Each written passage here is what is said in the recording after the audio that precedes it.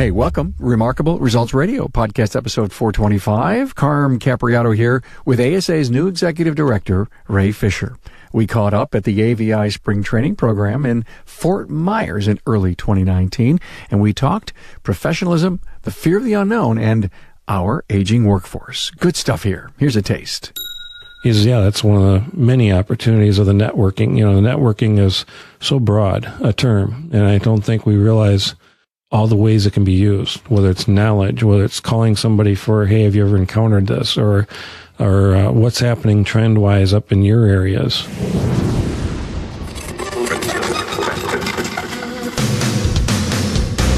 Welcome, aftermarketers, to Remarkable Results Radio.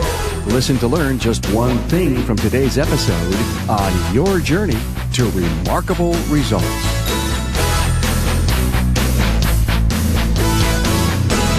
Carm Capriato here. You know, Remarkable Results Radio is proud to partner with Napa Auto Care in the upcoming 2020 Napa Expo. Now, join Napa in Las Vegas. I'll be there too, April 6th through 9th, 2020, to discover the latest innovations in the auto care industry. Enrollment, it's going on right now. Contact your Napa store to learn more.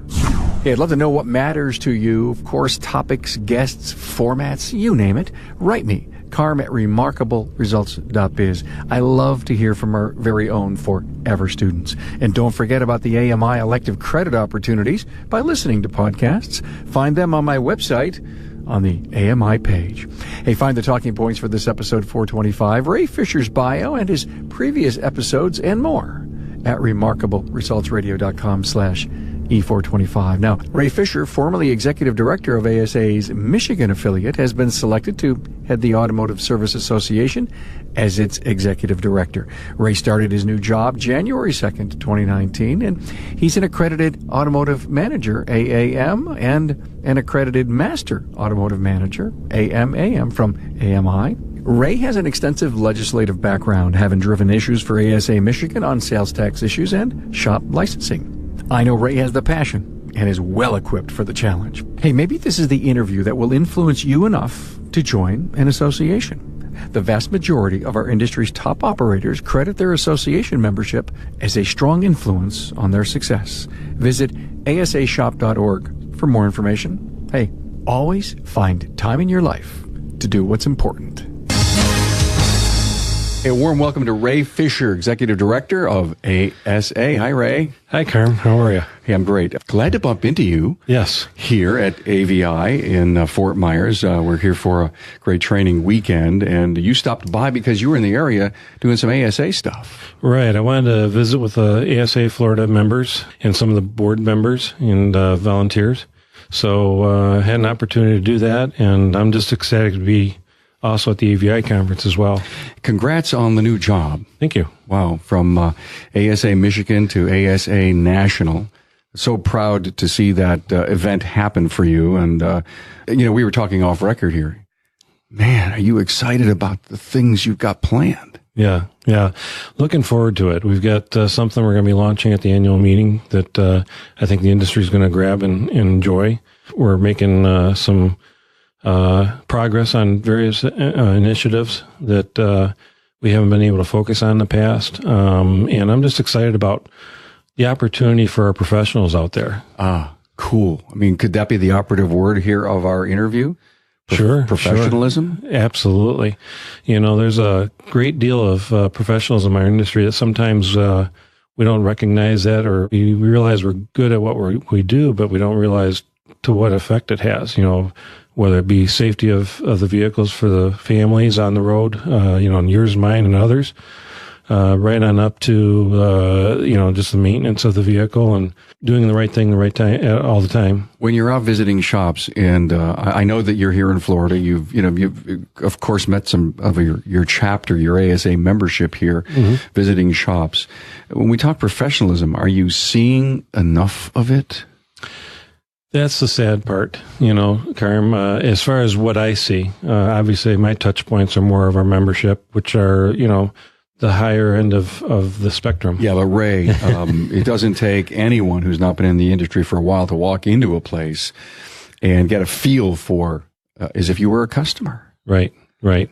And you can definitely tell those that are catering to their customer clientele or the consumers, and you can tell the other ones that haven't attended things like this conference here, or others across the nation. There's plenty of opportunities.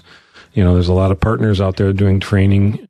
It's amazing to me how secluded some of these repair facilities are keeping themselves. Yeah, secluded. That's an interesting word. Secluded in their own world. Right. They don't go out of the box at all. No. They're not reading. No. They're not listening to podcasts. I mean, my point is that how do we change this? Well, I think the industry itself is changing so quickly. I always keep referring back to the 80s when we were buying PCs. There was the old saying, if you're buying a PC, it's probably outdated because there's so much technology coming at us so quickly and changing. I bought my first IBM computer, and it was a 286, and I'll never forget, three months later, Windows came out, and it was a DOS-based, and that was an expensive computer. Now, I just showed you my brand new, very powerful laptop sitting here, and and it's only like 8 months old, but it's old. Yeah, exactly. But you're keeping up with the technology, you're trying to. I'm trying to, yeah. And it's no different in our industry right now. There's a lot coming at us, and the biggest fear is the fear of the unknown. And I think that the wise owners out there, the professionals, are looking at things and saying, okay, I can either seclude myself and make an exit strategy, or I stay with it and seek the opportunities that are about to come at us. Exit strategies, when you don't have a great business, is very disappointing to the seller. Yes. And, we've talked about that, and I'm not necessarily ready to go there, but, you said one thing, everything's changing so fast, and let's make an assumption that we're talking tech, but I don't think we're talking tech here. Actually, I think we're talking about how to run a better business. Oh, absolutely. And what's it take now and what's it going to take into the future? What are the investments? What should I prepare for? Both on the collision and mechanical side of things, which is what the industries we represent. We've got a lot of technology coming at us. Is it something feasible? Can I return on my investment? Because that's what it's going to be. It's an investment in tools. And when we're looking at some of the calibration, which is a hot topic right now, ADAS and calibration, it's not necessarily a one shoe fits all anymore. So, we might see some opportunities where we're going to have to specialize a little more if we want to go down that path. No doubt tech is a challenge for everybody on a daily basis. Getting the right training, as you say, ADAS calibration. We've been talking about it. ASA has done a lot to bring awareness to the industry about ASA calibration, and I know you continue to do it. Don't stop. No, we won't. And, but I go back to the marketing side and the leadership side, and just, building resumes on training for your technicians, for your service writer. There's so much more. Is it possible that the reason that we see the same faces at the same training classes all the time, if it's management or if it's technology, is there's a certain degree of apathy that says I can get by? Obviously, they don't see the value in associations, because if not, you'd have 20,000, 50,000 members. Okay. Right. And you don't, but I know you're going to fix that. Why is it that people don't want to break out and embrace networking and people and the knowledge that exists in our industry? There's so much free and available knowledge out there, or if not low cost. Right. And that's one of the things you mentioned, but we were talking a little bit earlier on, is technology and some of the opportunities. So our competitor, or so thought, is YouTube and some of the things you can get online, like you mentioned, for free.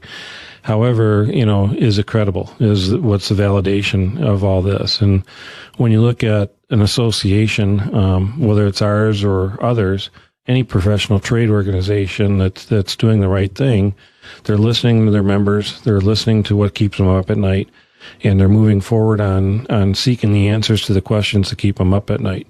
And that's one of the things that I believe to have started in the beginning of this year, and that's why I'm kind of doing a little bit of a road trip. Last week I was up in Illinois and had a great opportunity with ASA Illinois, one of our affiliates. Talked with a board, and what'd you learn? I learned that they want to see success. They want to see involvement. They want to see that we're addressing some of the issues, and they want to be heard. They want to hear it from you. They want success from you. They want to see success. Wow, isn't it that you make your own? To an extent, but sometimes we have to be given direction a little bit. Okay. Later today, I'm heading off to another affiliate, ASA Northwest. See my colleagues up there. You are flying 3,000 miles today? Oh, yeah. Fortunately, the plane's going to do it for me. Otherwise, I'd be really tired. But and it's going to be a great opportunity. But one of the things that we look at, is Dr. Stephen Covey says, "Seek first, understand, then be understood." And that's kind of my mission right this minute, is to hear some of the concerns and see what is the theme, shall we say, of moving forward. And I so highly respect what you just said. Listening for the pain points, seeking to understand what's going out there. So you're taking your 2 ears out, and you're absorbing, because in your new role, and you've only been the executive director of ASA National for, I'm guessing, 6 months. No, just a little over 2 months, actually. Whoa! Yeah, started January 2nd. How did I miss that? Okay. Well, here we're at the end of March. May, all right. Okay. I get it. I get it. It seems like 6 months. Yeah. And to me, a new leader of any organization, that's the role. The role is I don't know what I got until I find out what I got. Right. And one of the things that I found was we've got a great staff. I talked about traveling to ASA Northwest, listening and so forth. When you're setting goals, the whole idea is you got to map it, just like the pilot today is going to be mapping already. Well, it's already done, but has a route to take. And that's one of the things is in doing the listening, we listen to what the concerns are, what the opportunities are for us, and we move on them and we start creating that map. Next weekend, the board of directors is flying into Texas and having a strategic planning with us, or with me. And I'm looking forward to that. We were talking about it a little bit earlier off the record, but it's a process, and it's in depth, and it's sometimes painful. But at the end of it, you should come out a bigger, better, more fluid, more focused organization. Yes. They've put a lot of work in these past few years. We've weathered some storms. And, to move forward, you've got to do that. I'm excited. There's a great deal of passion in our industry from our members to our affiliates, to our staff, to our board members, to our committee members. They realize they can't do it themselves. They've got the big picture. A little bit earlier today, I talked with Terry down here in Florida, and Terry Winters from Terry Winters Auto Centers. Yeah. And, he's talking about his days, what got him started in the association, and what Bill Haas and many of the folks at ASA at that time did for him, and the success of his business. We love those success stories. And going forward, we want to maintain and be part of that going forward. As a side note, I met Terry at an ASA event in Detroit. Okay. And I think he may have spoken, and I went up, and there were like 10 people in line, and I had an appointment, and I knew that by the time I got up to, if you will, finally shake the hand of the Godfather, at that time, so I kind of took his business card real quick, and then I found out, a little after that, he sold his business, and I said, okay, maybe it's a great interview about, selling your business. Well, he was here, and boy, he and I sat down and we spoke for an hour, and he agreed to come on. We're going to do an interview, and he didn't retire. Right. And he's got more energy than I can ever imagine at 72, Terry. I'm sorry I said that.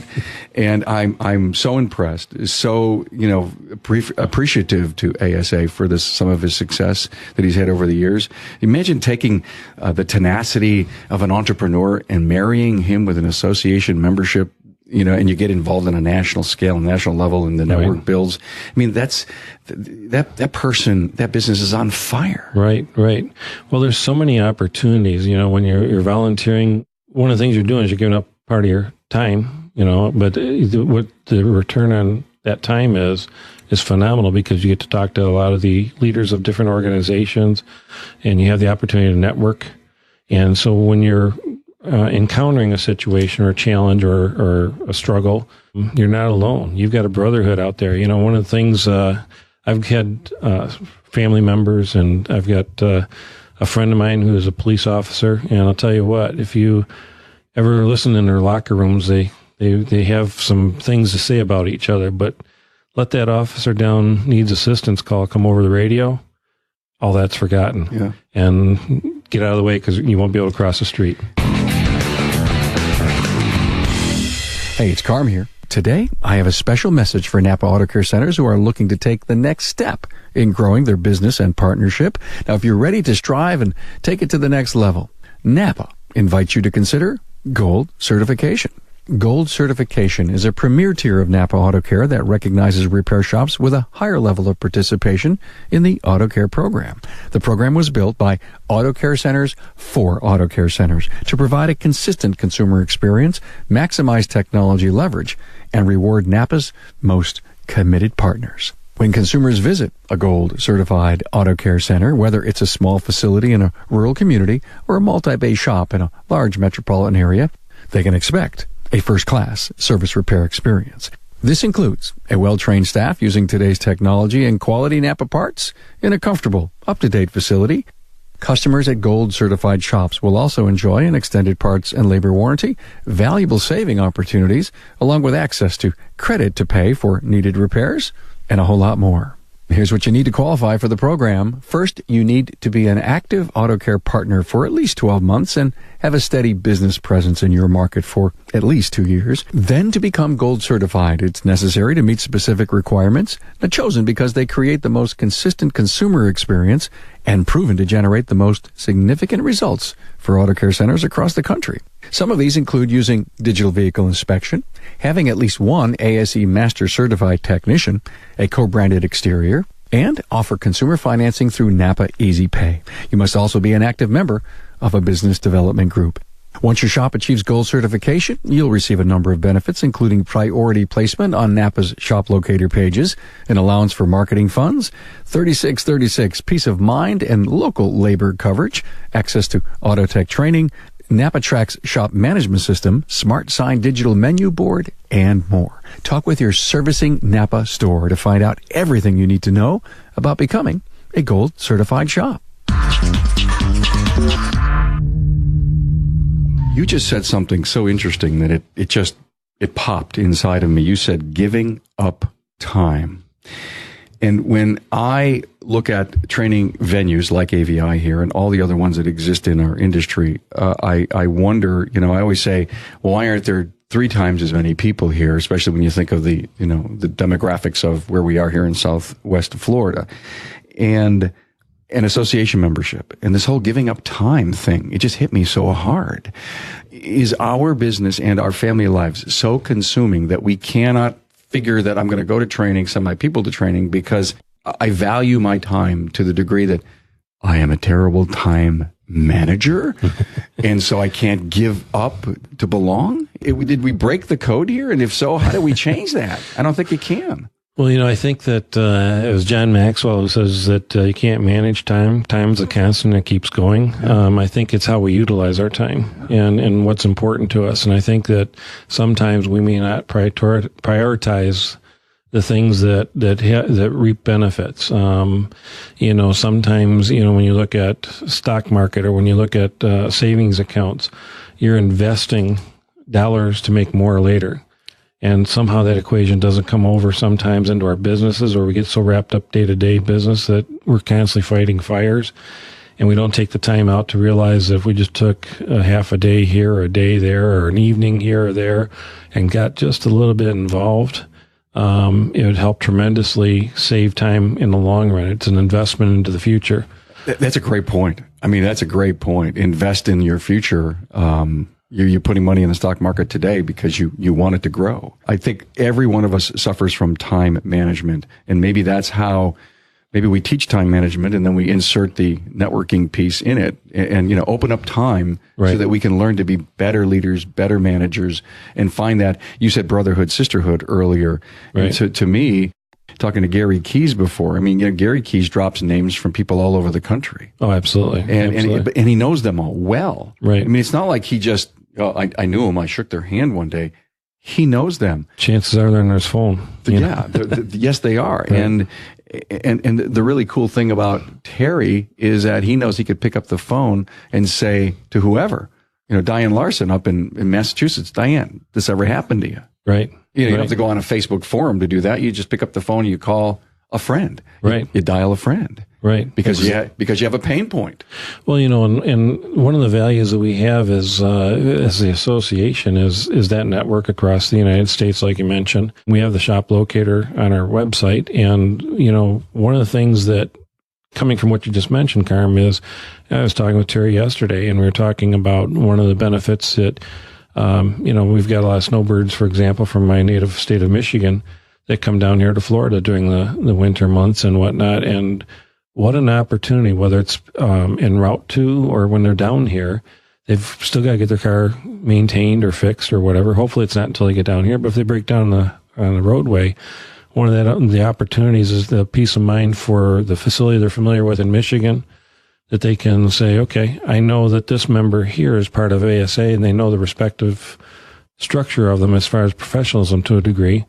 And what an opportunity to know they can hand off that customer of theirs to someone locally and know they're in good hands. And Terry said, I've used that myself, even though I'm down here in Florida, I've used that myself for some of my customers. And he says, yeah, that's one of the many opportunities of the networking. The networking is so broad a term, and I don't think we realize all the ways it can be used, whether it's knowledge, whether it's calling somebody for, hey, have you ever encountered this? Or what's happening trend-wise up in your areas, things of that nature. Or just to say hello. And, you frankly don't, you never know. There's always serendipitous moments when you just say, hey, how you doing? It's Gary. Hey, Gary, what's going on? Blah, blah, blah. And by the time you're done with a 15-minute phone call, right, the idea lights go on. Right. And there's where that I didn't pay for this. Yeah, I'm in the membership and all that stuff. And I met somebody at a conference. But you've got to use that. Right. My point is don't join if you're not going to get involved. Absolutely. Is that too broad of a statement? Well, a good friend of mine, Jeff Handler, from the collision side, Jeff runs the CIC conference. I'll never forget Jeff a long time ago at a meeting said, he's a very good golfer. He's a PGA certified golfer, and if I recall. And he was talking one time, he says, being a part of an association, he says, it's like being a member of a country club. He says, the country club provides me the opportunity to golf. It gives me the opportunity to golf, but I will not become a better golfer if I don't use that opportunity and get involved. So, and just like golf, whether you're a boxer, tennis player, or any sports or whatever it is, even business, if you don't practice, you don't get better. That's a great analogy. Oh, it is. Wow, that's powerful. I mean, the episode's over with. I mean, I've got my big talking point right here. Wow, how cool is that? So you're out visiting groups, which is such a smart thing. In the first 2.5 months here, pain points. You mentioned that word earlier. The one thing we're hearing is communication, which we have already turned on a lot better. Okay. We're getting better at it. But, there's email fatigue. The opportunity to be able to call all the time is not something we can do. But we're looking at different mediums and different opportunities. And we've done some Facebook Live. We understand that not everybody's into Facebook. So we're looking at different mediums and opportunities to reach out to our members. We're finding that we have to do things timely. So we started a digital magazine, Auto Inc. We took it from a paper form. Mm-hmm. And so that's online, as of the first of the year. And what's the opportunity there is that we can keep it updated. Going back in the days of print, you had deadlines. Again, going back to my comment about computers in the 80s, right now with our vehicles and the technology that's hitting us right now, you got to be able to deliver that today. That's got to be put online today, not hitting a deadline so it's printed for say mid-April launch, right? Yeah. And we've got Bob Redding, our legislative lobbyist in Washington D.C. that keeps a watchful eye on things, and he's right there in the heart of watching all the things to make sure the door stays open. Frankly, Bob would be the smartest investment anyone could make in ASA, right? Because if we were at breakfast this morning. Yes. Remember the future talk we had? Yes. It's all the more reason to have Bob Redding on the payroll. Absolutely. Oh, my God. We want to make sure the doors stay open, but we want to make sure that they're open to professionals, we believe you have to have credentials to work on a vehicle. Prove to me that you're worthy. I often talk in some of the roundtables I've done over the years, and even just recently here in Texas, or not here, but at our Texas chapter here about a month ago, I was with those folks at ASA Texas, and I compare it to the medical field. We've got technicians that I think sometimes we underappreciate. That to me, a doctor has to have a certain certification to be able to practice medicine. And we've got technicians out there that could possibly have a great deal of influence on how safe somebody is and how the car functions. And, even if the car, quote, just breaks down on the side of the road, that still puts somebody in danger. We sometimes forget about it. We think that safety is always about crashing or safety devices like airbags and things like that. But just having someone broken down on the side of the road is a huge exposure of risk, because distracted driving is the number one thing right now. We're seeing fatalities increase, much going the opposite way. I mentioned in one of my discussions that in 2011 we'd gotten down to about 29,000 fatalities a year. Now we're up around 35,000. Yeah. All because of distracted driving. So anytime that vehicle's not functioning properly, it puts people at risk. You think about how much work everyone's putting into the autonomous car when there's only 35,000 deaths. Believe me, I'm not making light of that. No. It's serious stuff. And because we can make computers drive the cars and bring down that fatality rate, which is a good thing, we're investing an awful lot of money. Versus so many other issues on the medical side that are, wrong with us, be it, cancer and the like, and heart. And I find that fascinating. And it's all about tech. Mm-hmm. And it's all about the aggressive, very intelligent, very smart companies that can build these quote unquote computer robots and all the things that are going to, make our world is changing. It's just such an unbelievable world we're going to be in. I hope I live long enough to see, autonomy really happen at a high degree, because I'm fascinated with technology. Sure. Will I own one? I don't know. Right. The older I think we all get, the more we say, well, why do I need two cars Exactly. Exactly. How about if I have none? And I just plan my ride share with the autonomous car, and it comes and goes. I know we're talking Jetson stuff here, but it's close. It's very close. I know. It's very close. And you look at the various technologies that are out there already with the assisted driving. That's the first step. And just like when we saw different things happen in the 80s, the early 80s, where fuel injection was coming in, and it was a challenge. Or when we talk about unibodies on the collision side, it was a challenge because our knowledge base was way before, and we were all concerned, it's going to put us out of business. Well, as we see, it hasn't. In fact, what it's done is open the doors, and what a tremendous opportunity for us if we just stay on top of it. We have survived every new piece of technology that's ever come out. And I have to say, as aggressive and unique that autonomous driving will be, we're going to survive it, and we're going to change our business models, no doubt. Sure. We were talking breakfast, that 24-hour shop where the car, opens your garage, it drives out, it gets its stuff done. The computers check all the sensors that are right, and somehow it gets certified that the car continues to be safe on the road. Right. Oh my God, there's a subject. How does that happen? What's that about? Who's in charge of that? Right. There's no doubt that Department of Transportation, NHTSA, the governments, the insurance companies, there's going to be this huge being involvement. So Bob Redding, think about the feelers Bob has in the legislature in Washington to help figure this out for us. Well, and as you know, Carm, I've done some legislative work myself, and I'll tell you, you're only as good as the people behind you. And bless Bob's heart, he works hard for us and does a great job. But we've got a team behind him, even when it comes to our mechanical ops committee or collision ops committee. And even some of the volunteers throughout the nation, that he can reach out to and gets, what do you think on this, And the power of this is being at the table and have that discussion. So whether it's regulation or laws or just common discussion amongst the OEs and the aftermarket, Bob's a facilitator to a great degree of that opportunity. And, what we have to understand as an industry is you've got to be at the table. And you have to go with an unbiased opinion, that you're not in one corner or the other, that you listen to both sides and say, okay, how does that service the needs of my industry professionals, both in the collision and mechanical atmospheres, as far as repair facilities are concerned. How do I represent them best?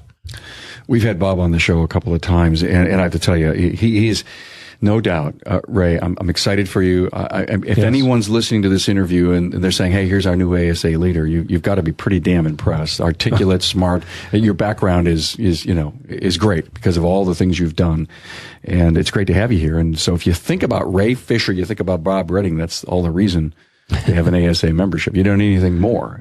Everything else is a bonus, right? Well, everything else is a bonus. I think Bob would say the same thing. Somebody's taught us along the way. Somebody's mentored us along the way, and we've networked. At first I was in that secluded world, and I once my door was opened a little bit, it was endless and infinite. You got a great team. I don't mean to make light of anyone else you have there, and Tony and everybody there, but my point is and I'm so glad we were able to do this because, to me, it's like, changing of the guard. So tell me about the new guard. And it's just great to hear you in the things you're saying. One more thing about pain points. You're out visiting some chapters, but after, the ASA thing, and you say, "Hey, so how's business?" What do you hear in the guys struggling with? I think it's just a matter of overall preparing. We've got an aging workforce, so when you look at our annual meeting, for example, that we put together, we really wanted to make it an annual business meeting, not just an annual meeting, an annual business meeting. And, I was grateful to be able to participate and listen to Sarah yesterday, Sarah Fraser, talking about Gen Z and millennials, not just on the workforce side of things, but also on the way they look at things, how they look at business. The customer's perspective. Oh, absolutely. Yeah. And, I took some talking points away, and all she did yesterday for me was reaffirm that it was a good decision to have her come, and I'm just grateful that she said yes. And so she's coming to the annual business meeting. That's a perfect opportunity for our industry to see some great stuff, be open-minded, and prepare for the future. I think that, we've got a stereotype that these generations are lazy and don't care, and that's far from the truth. They just think differently, and they've been given different opportunities growing up. And that was the message that was loud and clear yesterday, and I'm not going to steal any more thunder from her class. So, she's been kind enough to come on the show, so we have a Gen Z episode with Sarah Fraser out there. Look at it after our annual meeting, though. Yeah, I know. Please, don't listen to anyone. I won't even look up the number to find out what number it is. Well, Ray, hey, thanks for fitting me into your busy schedule. I know you're getting on a plane in a little bit. Thank you for the opportunity. It was great. It was great. I wish you so much success, and really, I believe, that strategic planning idea that you guys are ready to pull together to, possibly reinvent the value of associations to the industry? It's to make sure that we don't take it easy and rest, that we keep looking forward. We're asking our industry to do this very same thing. We also need to walk the talk. So I'm very happy the volunteers dedicated their time and made it happen. So, Ray Fisher, Executive Director, ASA National. Thanks for being here, man. Thank you, Karen.